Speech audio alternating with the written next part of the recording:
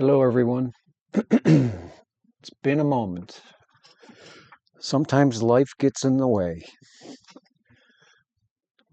For today's video, I would like to go over some of the newer workflow items that I'm currently using, and in combination with Siril 1.4. I think the most current version on their site is 1.4 release candidate 1. I'm using a beta version 1.5, but they're very close, so nothing to worry about. Excuse me. And I want to get into the new Python scripting and how that can affect uh, the order of your workflow. And then I will get into some of the new scripts that I am currently using within my workflow. I'll be using my M31 data from this past late summer, early fall. I can't remember the exact date. We'll take a look when I look at the lights. And then when I get my final results file, we'll just jump over to Photoshop and I'll show you how simple it is to take that data that you pulled or corrected and posted in Siril and then finish your tweaking in Photoshop. I use Photoshop. I'm a 30-year veteran of Photoshop, so I'm not changing. So let's get to it. The first thing I want to show you is I currently have a working drive with all my data in it. And I've created an Astro process folder. And within that Astro process folder are my flats, my bias, my darks, and my lights. And just so you know, 1016 was when I took this data for Andromeda. And then I created another folder called Andromeda Galaxy. And I'm just going to jump in here because the first script that I'm going to use is what I use to stack. So I put all of the data associated with that script into a folder specific to the project I happen to be working on, which in this case was Andromeda Galaxy. The script makes a collected lights folder. So this is the files that would be stacked after the pre-processing. And then there's the masters, flats, bias, and darks. And then you got your final image. So I'm going to jump over to Siril. And again, I'm using a beta version, so don't get too bent out of shape that you don't have it. Sometimes you take risks with beta. So the first thing I'm going to do is show you in the scripts. I'm going to jump to the Git scripts, and that takes you to the scripts tab in the preferences. And down here are where all of the Python and standard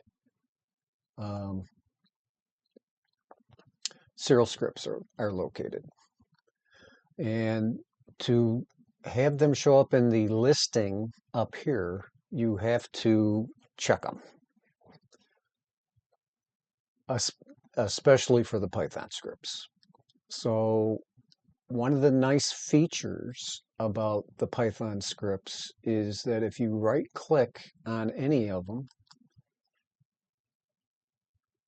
and say OK, it will open up an editing window where you can then proceed to change the script if you know Python, or it will tell you the revision history and generally generally will give some sort of use cases on how to use the script. And sometimes there is none because the script name is is going to tell you what it's doing. So I have all of the scripts that I currently am using or would use checked off, except for a few. I'm not doing any Comet star trails or anything like that, so I don't need those scripts. So I'm just going to close this, and we're going to jump up to, I used to use the one-shot color pre-processing script from Siril. This was the old way to do it, and sometimes I would take and I would use a script that I tweaked that would stop before the stack, which would allow me to take a quick peek at the plot, and then I would stack manually. But in this case, we're going to jump over to the Python scripts, and we want to go to pre-processing, and I want to use the Nostromo one-shot color pre-processing script, and open that. And what you will see is there are two tabs. There's a filter or a files tab and a processing tab. In the files tab, this is where you load all your sessions. If you have multi-night sessions that you want to combine into one image, you would load or create the number of sessions that you have, and then for each session you would add your lights, darks, flats, and biases. And then this case, I'm just going to work with what I already have, and you basically point to the folder, select them all, and then open. Do the same for your darks.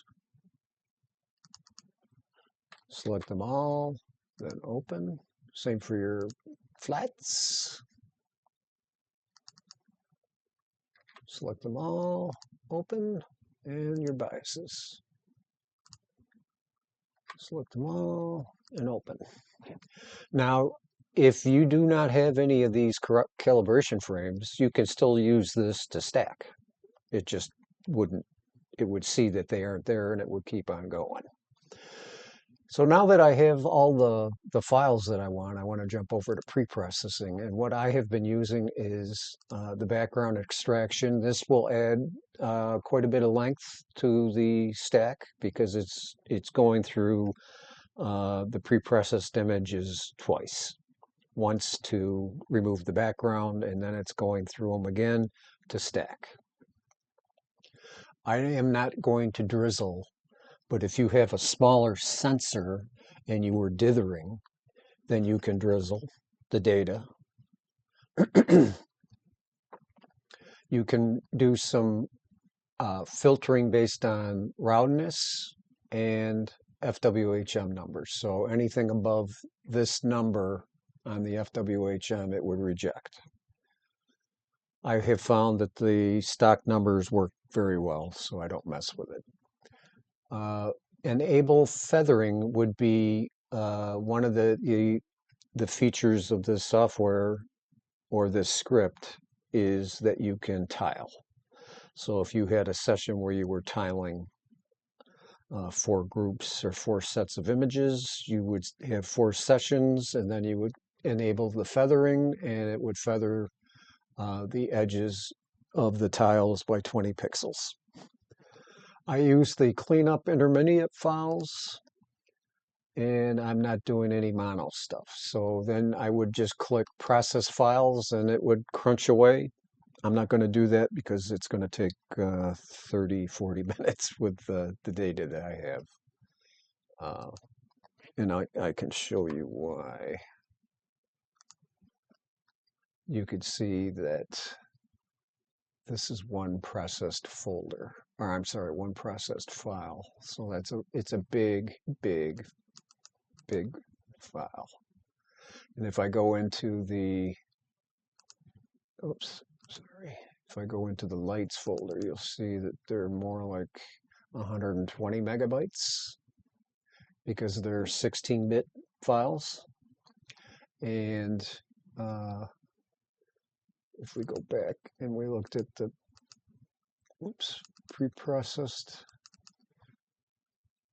you now see that the basically the results file, the final stack is 726 megabytes. So these are big images. They're like 10,000 by 6,000 pixels.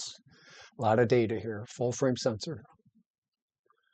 So now what I can do is that the stack has been run and completed.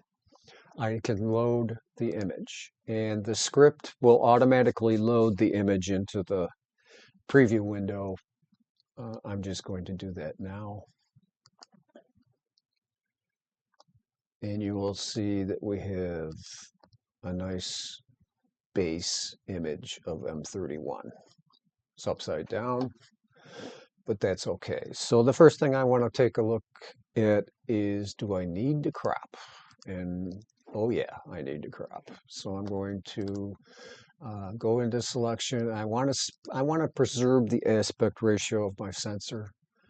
So I'm going to go somewhere like here.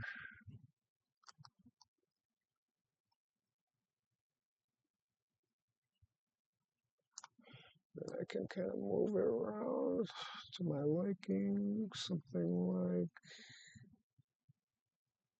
that. And then you just right click again, and I'm going to crop the data, and boom, I'm done. So there's a couple ways I can go about removing the background gradient. And before I even do that, I want to look in the four corners. And I think there is aberration inspector. So what I'm looking at here are, this is this, this is this, and this is this, this is this. And I can tell that my tilt correction that I did before I started going out again this year has worked out very well. I have very little error in the stars in the outer areas of the image. And I'm very happy with that, but there is some at the extreme edges. So if I zoom in here, we can see that there's a little bit, but not much. So I want to run a processing script, Python script called aberration remover. Now this, if I right click on it, you will see this is the same guy, this Ricardo, is the same guy that wrote the aberration routine for graphics, or I'm sorry, what's it called? Graspert, that's what it's called. And I'm not sure what happened, but somehow Frank at Seti Astro got a hold of him and was able to incorporate that into what he does. And for that, I am very thankful because it works very well. So I'm just going to run it real quick. It doesn't take long. When you first get this, you have to download the model. You click on this link and it'll take you to the model. Now, the one thing I haven't done is to check and see if there's a newer version, and there isn't, so we're golden.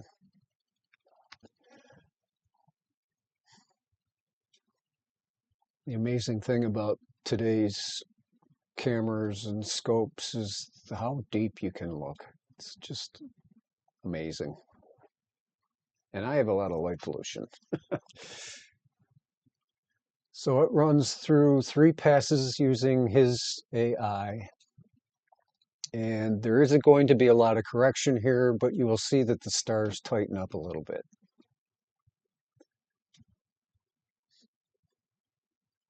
Which is a good thing. So we're on the last pass,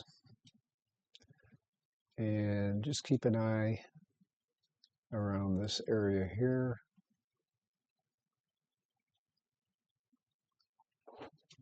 And hopefully you can see the change. Yep, there's the change. So you can see that it did tighten up the stars. A lot of them got a lot rounder, which I can deal. I love that. And I'll just, there's before and there's after. So that's working for me. Thanks, Frank. Now, because this is a Raza 11 with a full frame sensor, I have a big fall off towards the edges. And you can see that better with an exaggerated histogram stretch. And I have been working on trying to find the best way to make flats. I'm getting closer, but this is something that I can deal with, so it's not a big deal. So there's a couple ways I can go. I can use the Frank's from Seti Astro's auto background extraction tool. I'll run the script. It will open up this window, and I want to add some exclusion zones.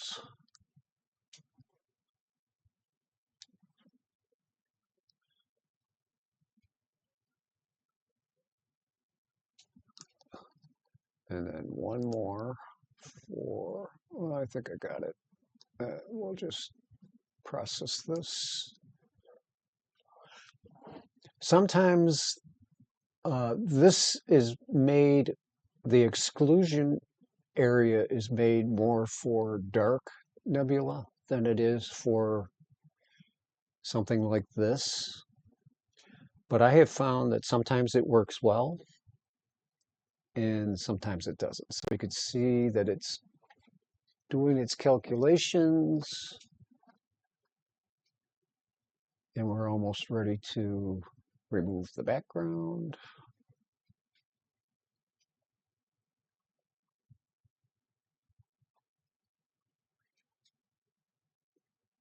And when it finishes, you remove that. Now, I don't like this look.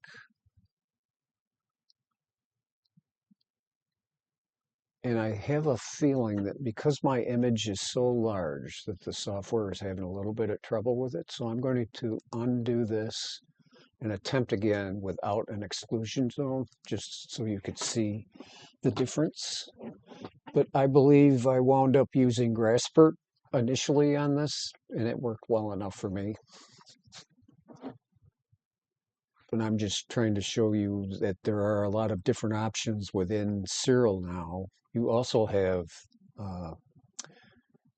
the Siril background remover. Now that did a better job, or is going to do a better job, I believe. We'll see in a minute here. But you can see it's not picking very many, if any, within the brighter areas, the points I'm talking about. And the exclusion area, if you're on, I don't like that either. So I'm going to stop, go back. And again, I'm not picking on Frank's script. It's more my image, more my data, and the size of my data, I think, is giving the program a little hiccup. So I'm going to go to scripts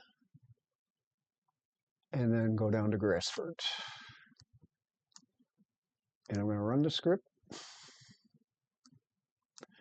And I'm going to knock the smoothing back to 24 because it's a hard edge.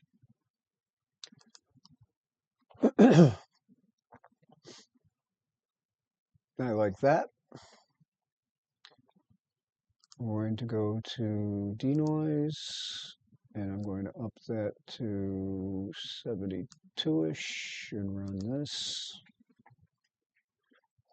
And I'm not trying to remove all of this noise. Look at, there's a faint fuzzy right there. Unbelievable. There's another one. Jeez.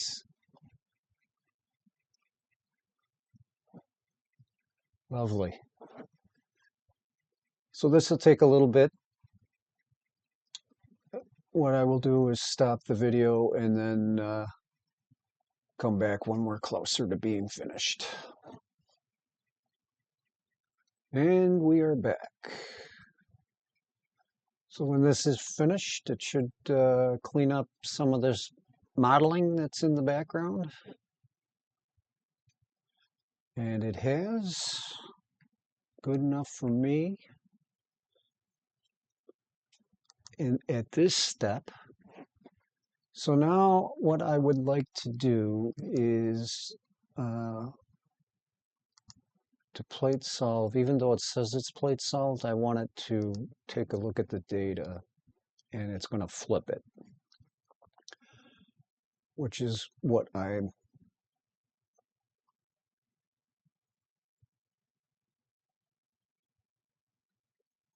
hoping it would do.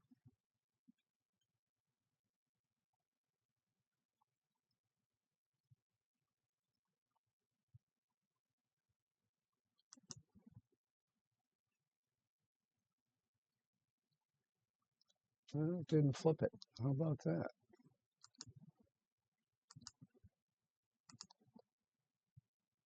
Downsize, disable, auto crop. Oh, they don't have a flip anymore. So that's been changed. That's something new. That's okay.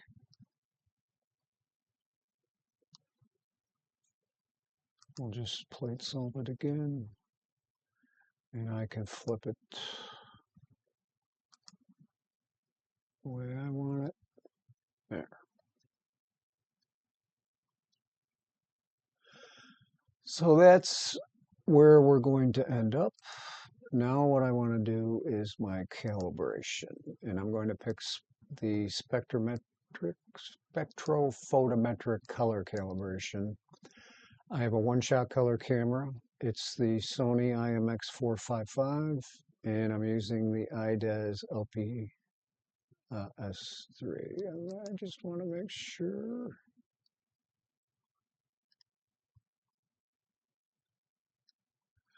that they didn't. Okay. We'll use that.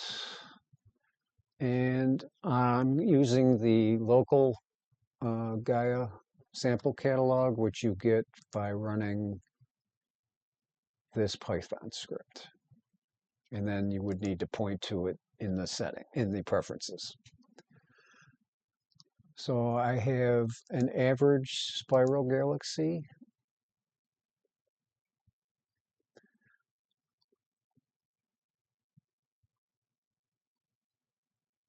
M82, Starburst, NGC. I've just been using the average galaxy. It works well enough for me, but if you wanted to grab a star, you can use something, your planetarium program, to find out what type of stars they are, and then from the list you can select the star type. And this is basically for white balance, so I'm just going to run it. Gives you your graphs. It's done the color correction. Say done.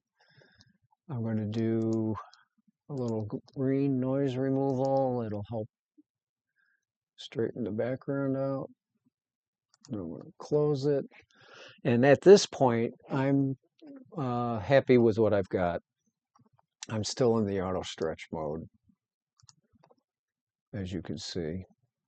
And then the next thing I want to do is remove the stars. So I'm going to go to star processing, remove.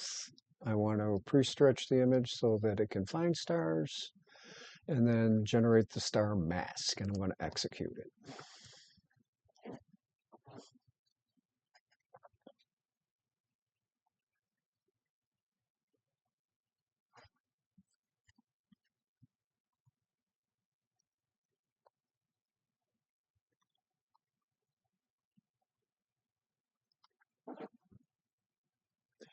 And this shouldn't take too long.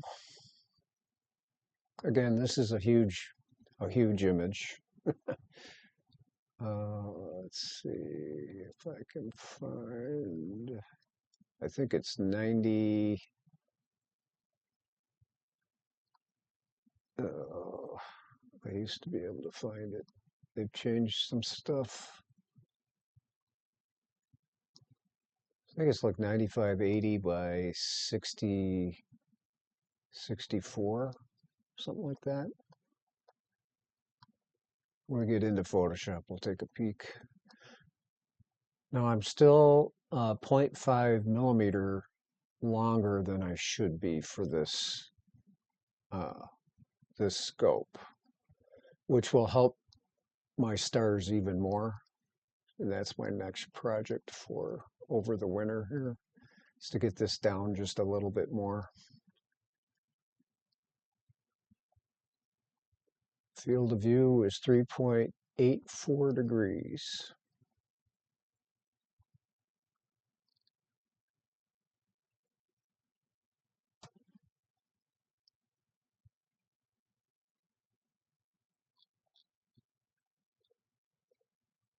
We're almost there. Now, StarNet++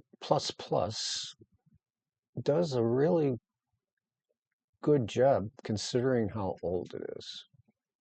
It hasn't been updated in like eons.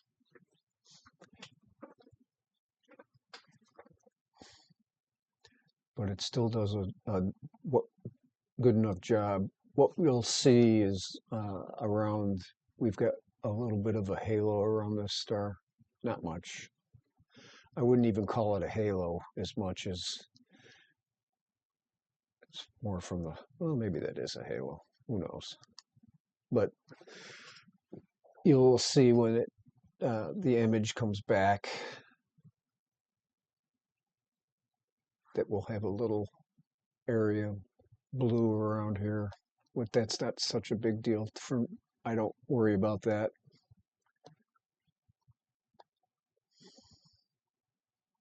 See, right there. Now there are ways to remove this.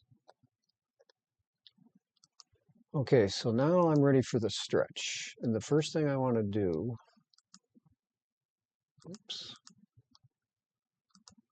is just bring it up enough using the histogram transformation is going to get you a quicker view faster.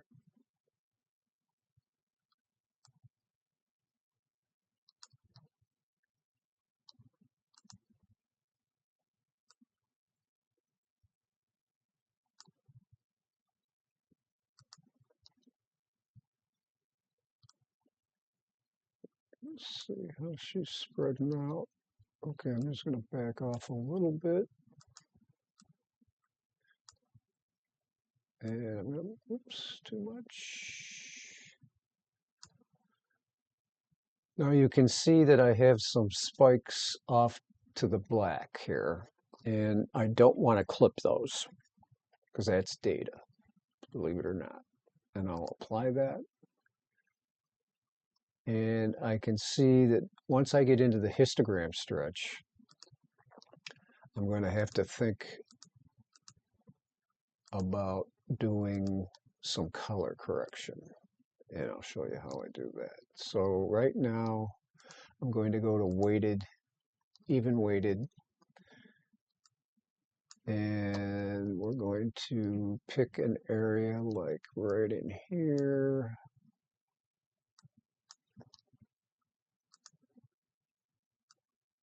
And as I was saying, I do little stretches at a time, not a lot.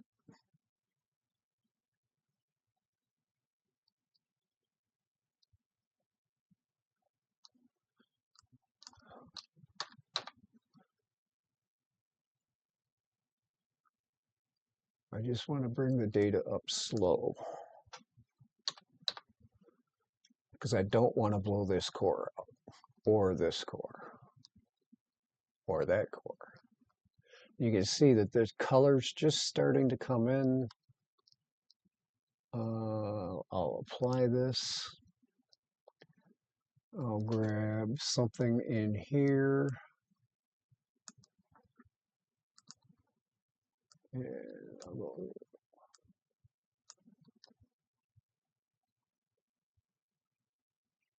you can see what that did to the core.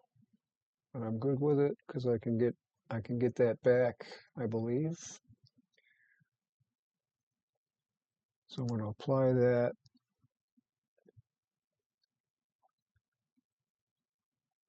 And now let's go back to here again.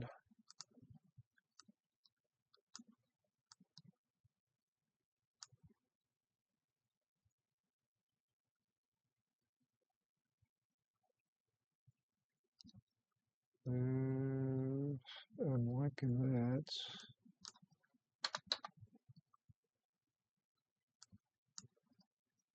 Oops.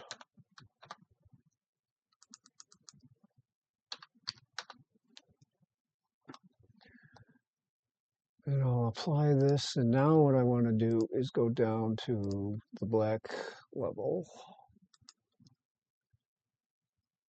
And you can see that my colors are starting to drift. So it looks like green is the one that's the furthest to the left. So I'm going to turn that off.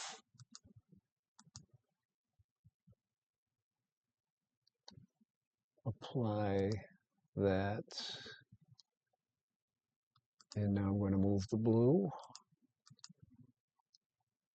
and apply that. And I'm going to move the black level down a little more.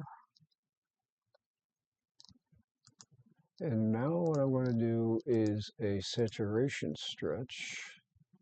And that's this yellow line. And I want to push the colors, all of them. So that's my symmetry point.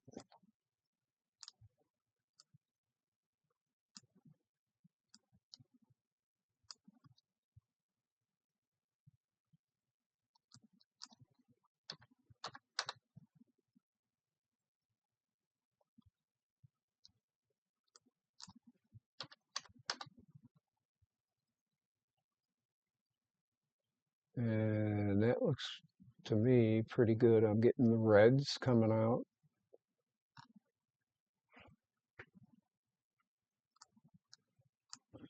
Okay, you can see all the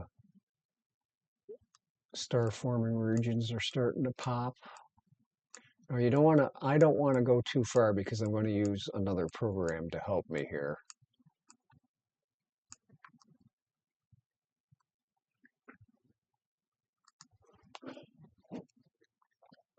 So I'm good with this. So I'm going to apply it.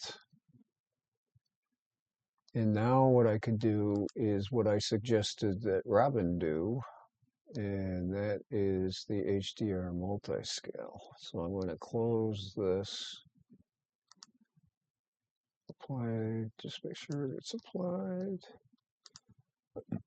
Oh, excuse me. And you can see that even though I did blow out the core a little bit, I do have detail that's in the deeper.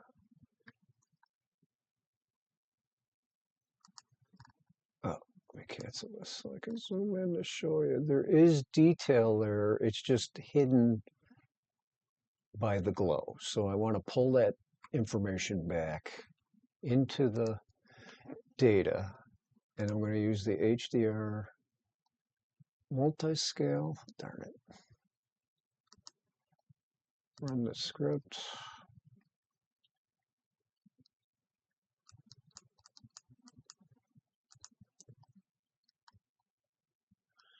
And I'm just going to leave the settings as they are, and I'm going to do a preview.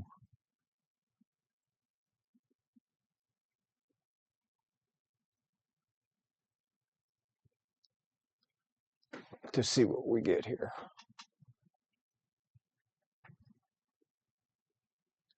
and I like that.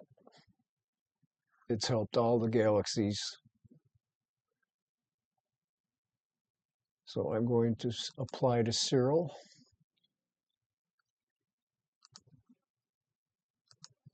And you can see that it didn't affect any of my colors, but it really helped the area around the core. And if I zoom in, you can see it's helped this, and it has helped this. We've got some stuff popping out here. So I'm happy with this. And again, I'm not really too concerned about the colors, working with the colors here. So I'm going to save this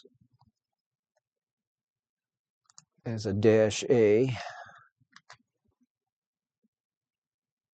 It's the Starless Andromeda. I'm going to save it as a 32-bit file.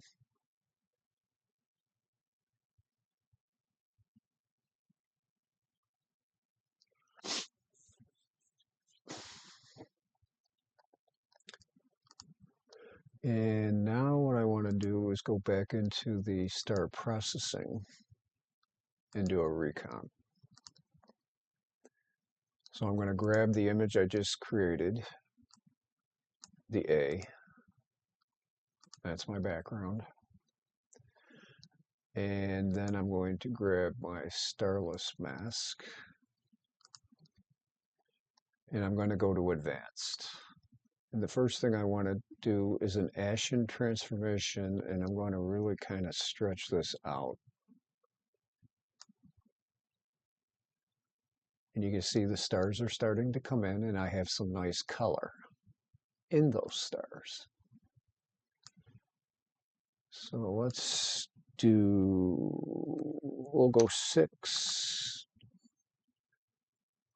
And I want to protect the whites. So I'm going to drop my highlights down to 0.8. And what that'll do is keep the stars from clipping into the white, which you don't want. So I'm going to apply this, and now I want to go back up to the top, and I want to do a generalized hyperbolic transformation, or a transform, and I want to do it even weighted, and just bring it up until I'm happy with the way the stars look.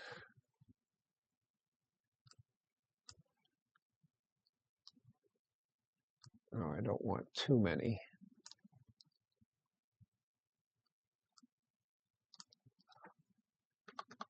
Let's do 3. Let's see what that looks like.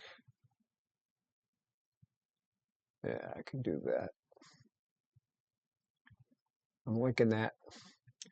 So now what I'm going to do is apply this, making sure that I have protected my whites, 0.8, so that I'm not going to clip any of my brighter stars. And I'm going to close this, and then I'm going to save this as a TIFF file, because I'm going to take it directly into Photoshop.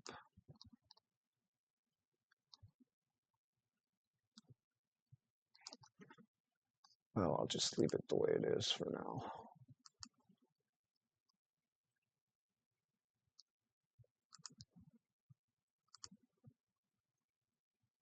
(16-bit).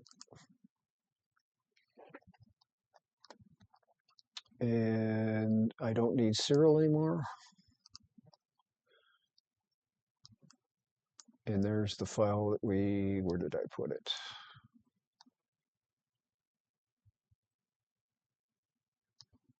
Should have put it in here. Starless.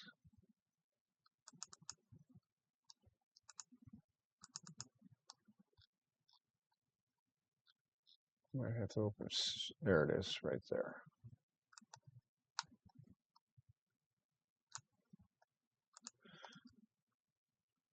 Should have checked that before. So I want this information because if I post this to the group, all the information above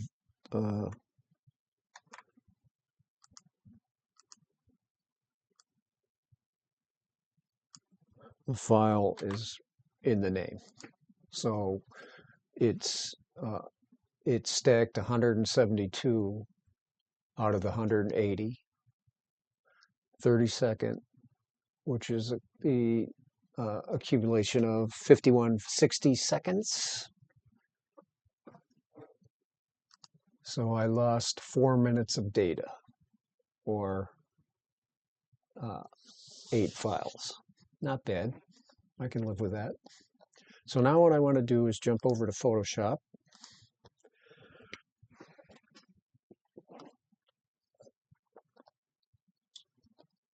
And load the image.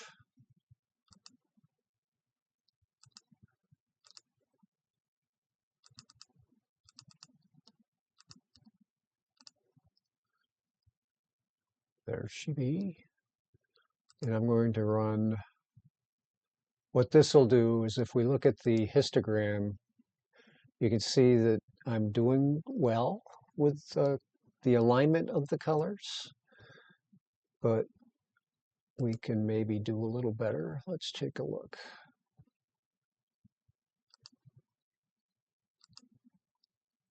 Yeah, I like that.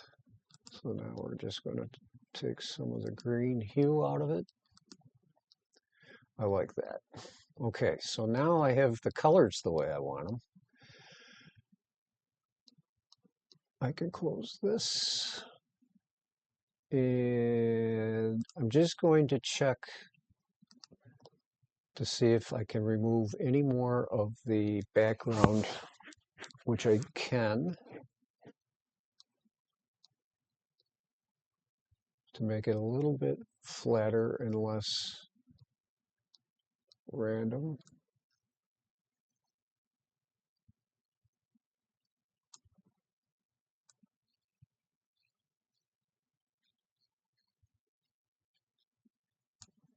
Do something like that.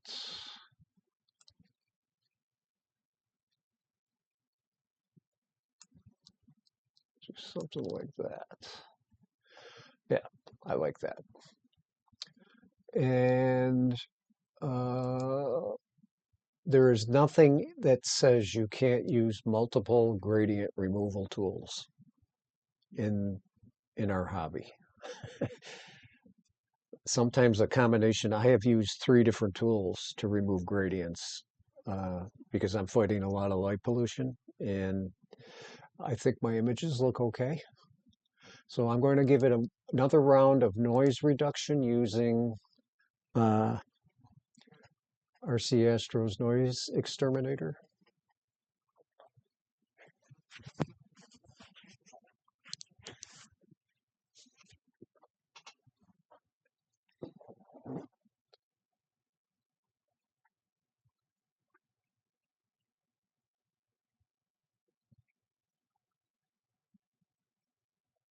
I just love stars. People try to back off on stars, and I don't like big, fat, junky stars, but I like the colors.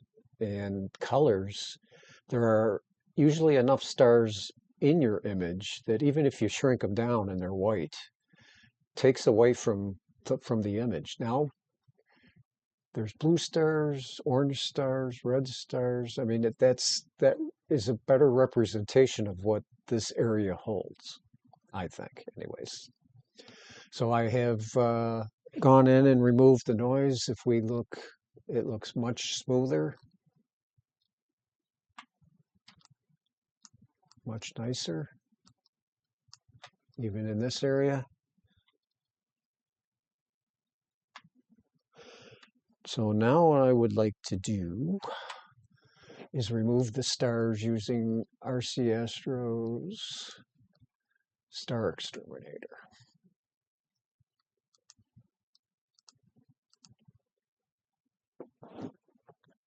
Now again, this is a big honking image. It's 92 after the crop. It's 9217 by 6128. So there's a lot of data here, a lot of numbers to crunch. And I have a computer that, even though it's a few years old, is still fast as heck.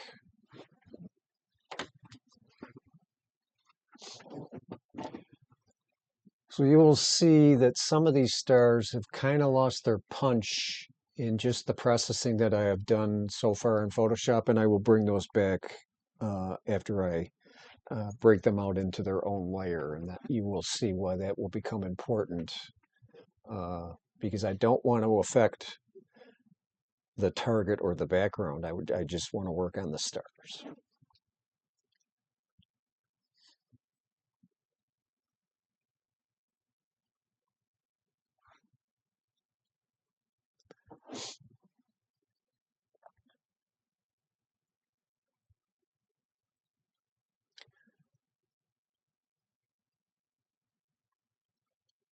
When I started in this hobby 50-ish years ago, and I looked at this, it was, you could tell it was a beautiful big spiral galaxy with a couple of neighbors.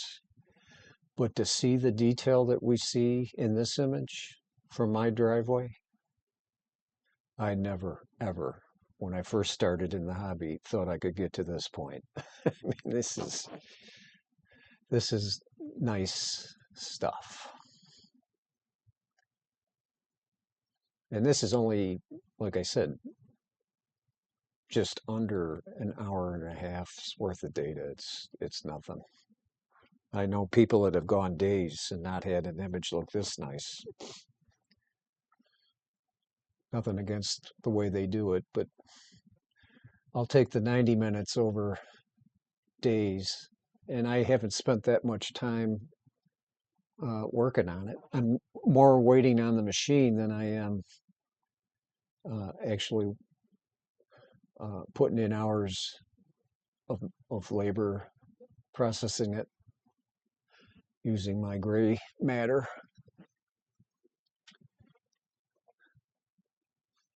Okay, so we're almost done here. When this is done, I'll have 3 layers. I'll have a background layer, a star layer, and a starless layer. Not in that order. And what that'll allow me to do is to work on each, the starless and the stars, separately, and apply different processing techniques to both. Now, I like the camera raw filter. It is very powerful. There's a lot in it. So now here are the 3 layers, star and starless. I will drop the stars below the starless so that I can start my processing. So now that I have this on its own little layer, I'm going to go to Filters, Camera Raw. And you can see that I have the black is pushed, or it's not pushed, but it's kind of far off the left edge. And if I click on Auto, you could see what it does. Now in this case, I can leave the auto and then go make adjustments based on that, but I will turn it off just to show you how I look at things. I'll just pump this up to maybe 40. I bring the contrast up to around 8. I bring the highlights way down. You can see the highlights are getting my core back. The shadows I'll bring up.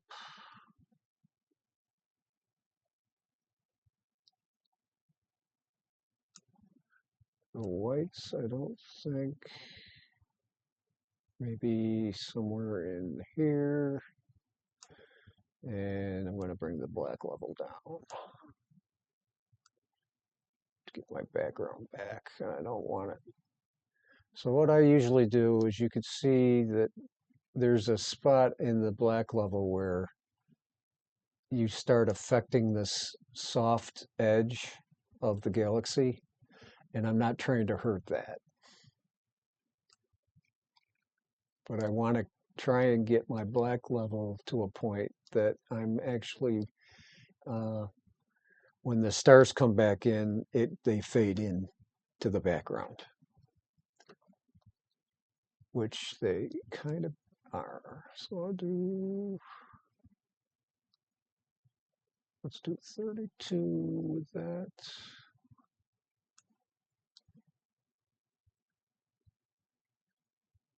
40. You can pump up the vibrance a little bit, which, as you can see what it does. I don't want to take it too far because the arms will get out of control. So we'll go to 24, and then the saturation, we can bring that up a little bit. Maybe to 8. The effects, this is my magic numbers. Clarity. And a little bit of dehaze, which will kind of smoothen out the background. Now that I'm liking. You can see my star forming regions have popped out a little better. I can go to details, and here I use a little bit of noise reduction, which you can see kind of helps smoothen things out, which I need that for my next step. Now I can go into the, is it the color grading? Nope, color mixer. So depending on what I'm trying to work on, if it's saturation, I can turn this on, and you see I have a little feature that when I click on it, I can now use, you can see what the blues are doing. See how they get bluer or whiter? That's the saturation. I'm increasing just the blues, like so. And if I grab in here, I can kind of take some of that out. Not a lot. Kind of like that. Yeah, that looks good to me. So I'm going to say okay.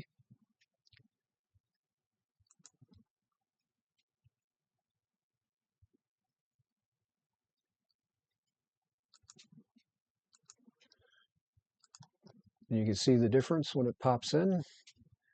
And if I move my stars back up, you can see that this is looking pretty good. So I'm going to leave my stars down because what I want to do now is my APFR filter. And what that'll do is it will sharpen up a lot of the stuff, kind of give it a little depth.